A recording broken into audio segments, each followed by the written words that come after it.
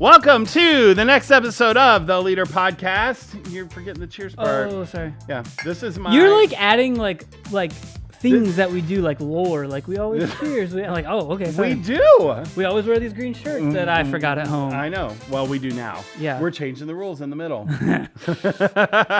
Good morning, everybody. Thanks for tuning in. Time for some leader shout outs. Yeah. Well, time for a leader shout out. Oh, just one big one. Just one big, massive, fat, hairy leader shout out.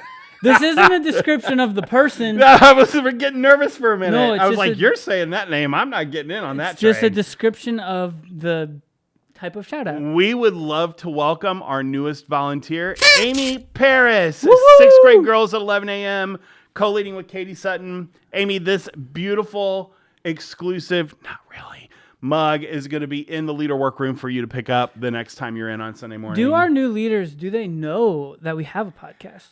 I think that if they're active in GroupMe, they definitely know. That's true. Because we post a link every week. That's a big X factor, GroupMe. Like, everyone... Amy, how about this? Shout out in GroupMe if you actually are watching this podcast, and we'll sweeten the deal with your cup. Oh, okay. I don't know how. Nope. No idea how we're going to know that. Oh, I do know how. All right, great. I got a plan. So this will be in the All right. leader workroom for you, Amy, this coming Sunday. Thanks for trying us out. If you didn't know, those of you that win stuff on the Leader Podcast, there's now a winner section on the board. Yeah. In the leader workroom. Yep. Where all your stuff goes to live in perpetuity. Yeah. Unless you pick it up and then it doesn't live there anymore. It lives right, with you. because it's yours now. Yeah. You have won it. We extended the gift. Yep. You took the gift. So it then becomes yours. Yeah, there you go. So new month, new topics, new. Yeah. Not new shirts, but. Not new shirts. Not new shirts. We're talking about our mantra this month. We are. Yeah. So we're talking about welcome, wanted, known, and needed. What each of those mean, we're going to unpack that a little bit. So we say here at Cross Creek that we want all students who walk into the building to feel welcome, wanted, known, and needed. Those things don't happen simultaneously necessarily. So how does a kid feel welcomed? I don't know. You're asking a great question. Let Why me don't ask you answer it for How me? do you feel welcomed? When you go to Walmart, do you notice when the greeter person is not there saying, "Hi, welcome to Walmart"? No, I don't.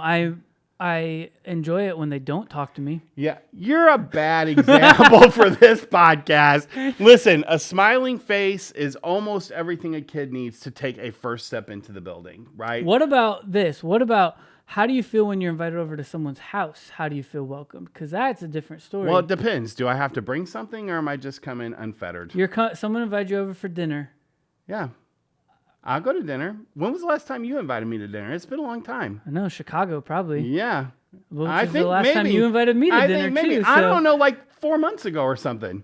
Well, yeah. I didn't want to have pizza 3 nights in a row. Hey, we want to help students feel welcome. There are a lot of things that we do to make that happen. One of them has been this massive remodel of of our common spaces because it was a little bit hard to walk in and feel like you were signing up to get an MRI instead of, joining your team, finding your crew, meeting somebody who's happy to see you there. Yeah. So we remodeled our spaces to feel like they were more open, more welcoming, more sit down, have a conversation with somebody. Yeah. Our leaders, our volunteers who are welcome and greeting folks. Hello team for the students. Greeting and check-in for our adults. Mr. John, Leanne Holcomb, Emily Bullard, Michelle Shadler, Charlotte McGrew, like Aaron Gunter. Those consistent faces make a huge difference. And when a student walks in, we help them feel welcomed by not saying, "Are you new here?" Right? That's one way to not make a kid feel welcome. They don't ever want to be new. Yeah. So you'll notice that our verbiage often is it your first time? Yeah. Students also don't love it being their first time, but they would much rather be that than be the new kid. So we always ask if it's their first time. We have a pretty dedicated process to following up with a kid when they're in the room, what we ask, the kind of information we ask for. And I don't know if you've ever watched some of those folks take a new student through that process. Yeah. But they're right there talking to them, introducing them to people, getting them ready to move on into the rest of the building. Yeah. That's how a kid feels welcome.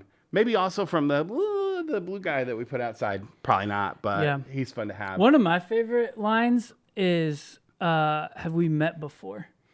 Oh, that's good. Yeah, because it makes it like 2-factor authentication. Can I tell you a funny story about that? Oh, sure. It's like 50 first dates with me, so I never remember anybody.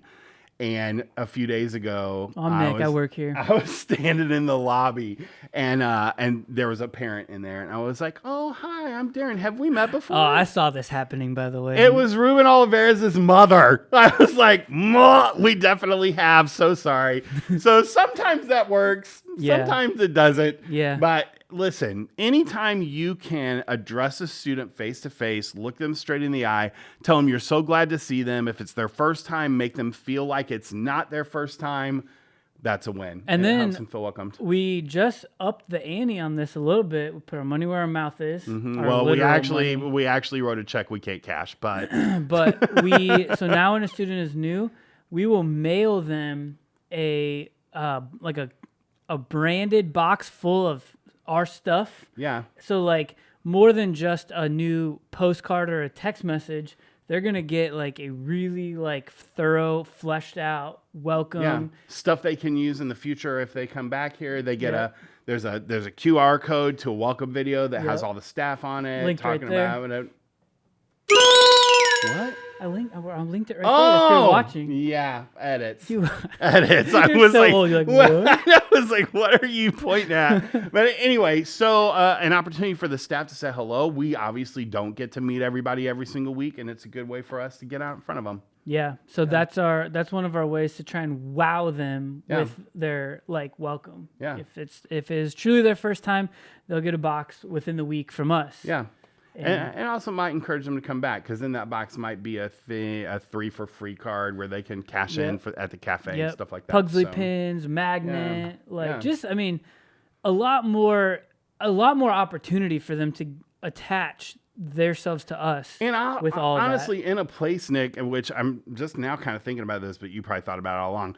In a place that's not so overwhelming, right? They get that. They're in their living room. They can unpack it. No, all eyes aren't on them. Yeah. They're not in a hurry trying to get checked in so they get to the next spot. We're trying to wrangle a lanyard around their neck. Like, it's a way to say, hey, welcome again, right? Welcome again. Whether they come back or not. Yeah, 100%. Really, and the good news is with that like QR code video, like it gets them to our YouTube channel. So no, you can only do one per video.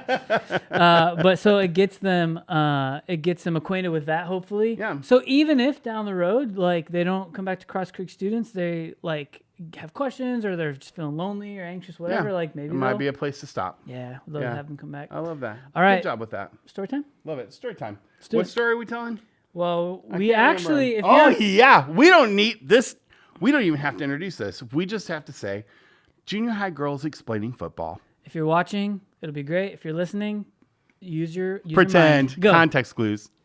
People, and this is the hiker. Okay, the hiker is the person. Kaylee,